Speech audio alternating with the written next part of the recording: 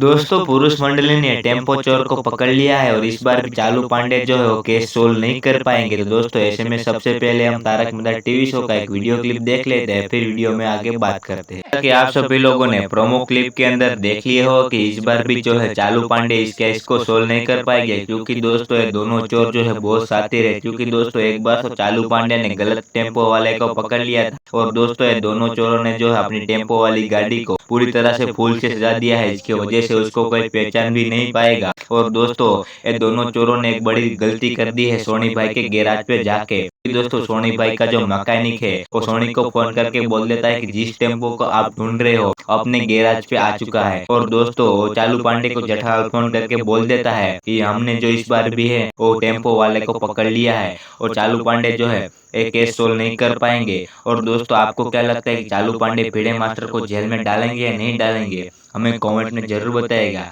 और दोस्तों मिलते हैं एक मजेदार प्रोमो के अंदर, तब तक के लिए बाय बाय।